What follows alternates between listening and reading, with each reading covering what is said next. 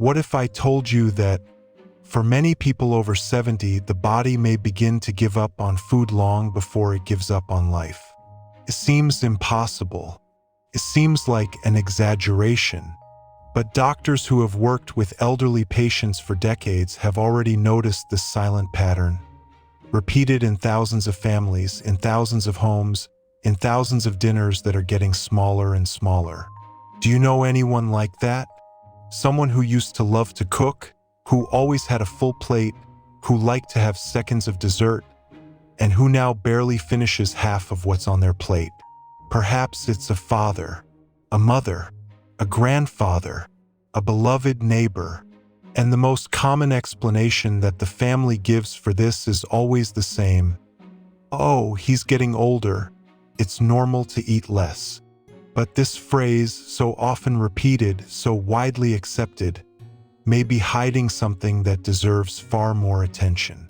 Because loss of appetite isn't just a matter of age.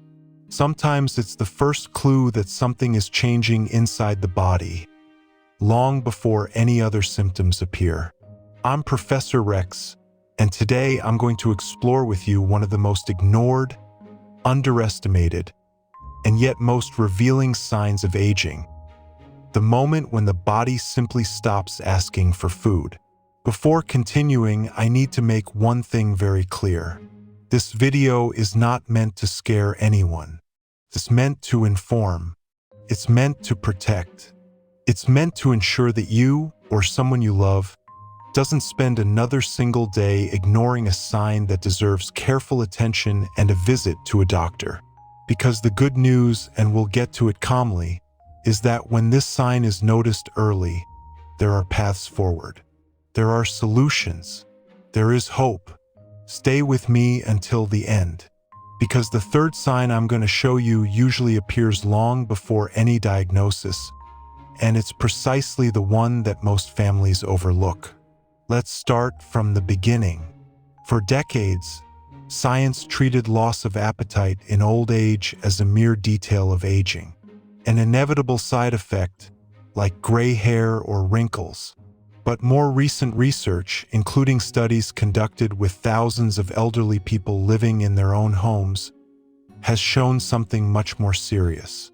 People who report persistently poor appetite have a significantly higher risk of losing strength in their legs, having difficulty walking, and losing the independence they so cherish.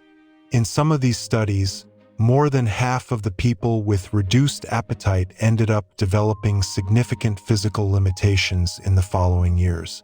This is no coincidence.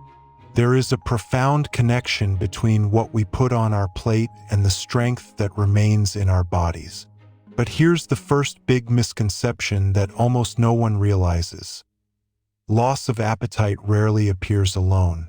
It is, more often than not, a messenger. It arrives to warn about something that is happening elsewhere in the body, or even within the mind. And that's exactly why ignoring it can mean ignoring the very message your body is trying to send. Have you ever stopped to think about how many silent things happen inside us every day without us even realizing it? Taste, for example.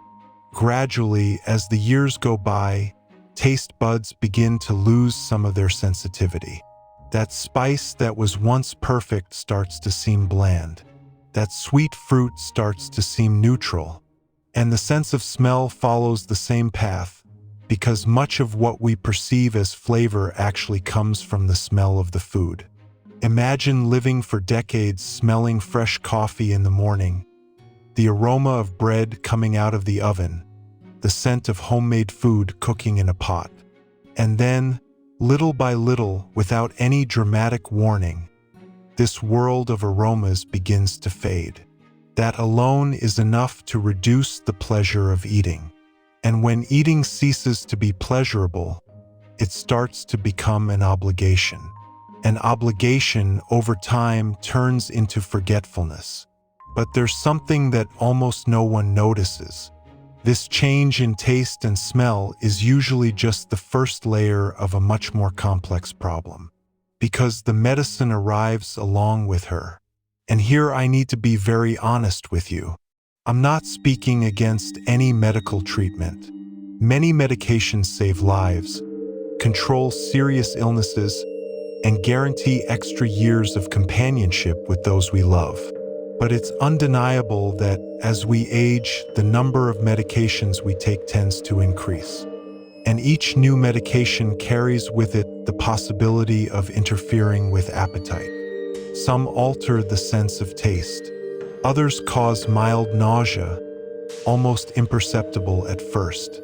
Others leave the mouth dry, making swallowing difficult. And when several of these substances combine within the same organism, the effect adds up, multiplies, and the result is always the same: less appetite. The worst is yet to come, because there is a third factor, perhaps the most silent of all, that often goes completely unnoticed by families: loneliness. Eating, for human beings, has never been merely a biological matter. Eating has always been a social act, a full table, lively conversation, a dish shared with loved ones. And when that companionship disappears, whether through the loss of a spouse, the departure of children who build their own lives, or the simple isolation that sometimes accompanies aging, food loses some of its meaning. Many elderly people report the same feeling: "It's not worth cooking just for myself." And this phrase, said so simply, so resignedly, hides a deep sadness that is rarely noticed in time. Have you ever noticed this in someone close to you? Someone who started eating alone, standing up straight from the refrigerator just to satisfy their hunger, without any pleasure involved? This is one of the most silent signs that exist. And that's exactly why it often goes unnoticed for months, sometimes years, before anyone realizes the seriousness of what's happening. Now I need to tell you about a fourth factor, and this is the one that surprises even experienced researchers the most. It's called sarcopenia, a complicated name for a simple process to understand: the gradual loss of muscle mass that happens naturally with age. What few people know is that this process creates a dangerous cycle. The less muscle the body has, the less energy it expends at rest. And the less energy it expends, the less hungry it feels. It's as if the body itself, by losing strength, also loses part of its natural appetite. And here's the trap: eating less accelerates muscle loss even further, and losing more muscle reduces appetite even more. A self-reinforcing cycle, silently, day after day, meal after meal, without anyone realizing what's happening until the weakness becomes visible. This explains why family members often only notice the problem when the elderly person is already having difficulty getting up from a chair, climbing stairs, or carrying a shopping bag. At that point, the process has already been underway for a long time. But there's a fundamental difference you need to understand now, because it can completely change how you look at this situation. One thing is the natural reduction in appetite that happens slowly over the years, within a range considered normal for age. Quite another, and completely different, is a persistent and progressive decline in interest in food that sets in and doesn't improve, causing the person to avoid entire meals and resulting in weight loss without anyone having planned to lose weight. Healthcare professionals often consider it a warning sign when someone loses a significant amount of body weight without apparent reason over a period of 6 months. This isn't a number you should calculate yourself at home trying to guess diagnoses. It's a sign to take to the doctor so they can investigate, evaluate tests, and understand the person's full context. And here's something essential that Professor Rex wants to make very clear to you. Losing your appetite does not mean in any way that someone is reaching the end. This association, so common in popular imagination, so often repeated in family conversations, is one of the biggest misconceptions about aging. There are dozens of possible causes for this symptom. Some are simple, others more complex, but the vast majority of them have treatment, management, and a solution when identified in time. We will continue this investigation because the next detail is what most attracts the attention of those who study the subject professionally. There is a condition called dysphagia, which is difficulty swallowing safely and comfortably. It can stem from minor dental problems, dentures that no longer fit properly, or throat muscles that have lost strength over the years. Imagine the experience of eating gradually becoming a physical challenge instead of a pleasurable moment. Each bite requires more effort. Each sip of water needs more attention. And the natural, almost automatic result is that the person starts eating less, avoiding discomfort, without realizing that they are simultaneously depriving themselves of essential nutrients. Then there are chronic diseases so common at this stage of life. Problems with the heart, lungs, and kidneys. Each of them, in its own way, can rob you of your appetite. A heart that no longer pumps blood with the same efficiency as before can cause abdominal swelling. A constant feeling of fullness that makes a person feel satisfied even when eating very little. Lungs that work with more difficulty can make even chewing and swallowing tiring, almost athletic tasks for someone who is already out of breath. There are also silent infections, such as certain urinary tract infections, which in older people do not always cause fever or obvious pain, but often cause mental confusion and sudden loss of appetite, frequently mistakenly confused with signs of advancing old age. And then there's dehydration, an underestimated but extremely prevalent factor. Many elderly people naturally experience a reduced sensation of thirst as they age, and this, combined with the fear of needing to use the bathroom frequently, leads many to drink less water than they need. And dehydration by itself is capable of drastically reducing appetite. Do you know someone who drinks very little water throughout the day? This detail, so simple and easy to correct, may be directly linked to the loss of appetite that the family is so concerned about understanding. We've now reached a point that requires delicacy, but one that Professor Rex can't help but investigate with you. Emotional health.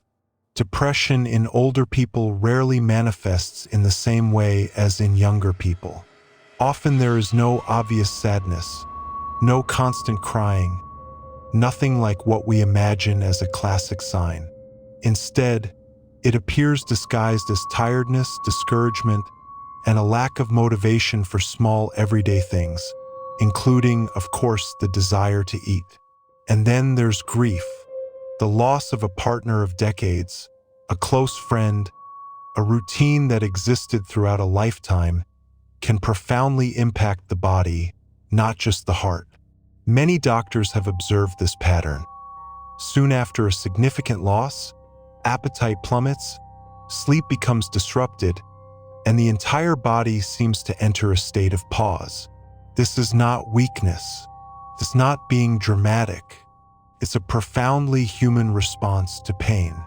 And that's precisely why emotional support, companionship, conversation, and attention are just as important as any nutritional supplement on the market. There is one last factor, perhaps the most delicate of all, that Professor Rex needs to mention with the utmost care. In some cases, persistent changes in memory and behavior associated with conditions such as dementia can directly interfere with a person's relationship with food. They may forget that they have already eaten. They may forget how to use cutlery. They may lose the ability to recognize certain foods. This is just one of many possible factors, and by no means does it mean that all loss of appetite is related to this issue. But it's important for the family to know that this scenario exists so that, if they notice other signs along with the loss of appetite, they know to seek specialized evaluation as soon as possible. We've now reached the most important part of this video, Because up to this point, I've shown causes. I've shown mechanisms. I've shown what might be happening behind the scenes of a plate that keeps coming back to the sink fuller and fuller. But what should we do with this information? The first, simplest, yet most powerful approach is to observe without judgment. Pay real attention to how much the person is eating, not in a controlling way, but in a caring way. Notice if the loss of appetite is temporary, linked to a bad day, or if it is becoming a pattern that repeats itself week after week. The second approach is to talk. Ask calmly, without rushing, if the food tastes different, if it hurts to swallow, if it's difficult to chew, if there's any sadness that perhaps hasn't yet been put into words. The third, and perhaps most important, step is to seek medical evaluation whenever loss of appetite persists for more than a few weeks, or is accompanied by weight loss, weakness, unusual fatigue, or any change in behavior. A doctor can review the list of medications being used, checking if any of them might be contributing to the problem. They may order simple tests to help identify infections, hormonal imbalances, or nutritional deficiencies.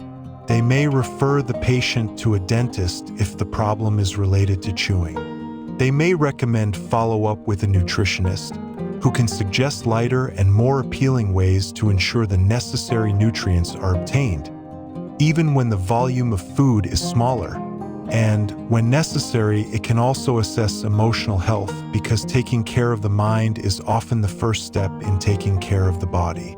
The sooner this sign is identified, the greater the chances of reversing the situation, regaining strength, and restoring the person's genuine desire to sit at the table and enjoy a good meal.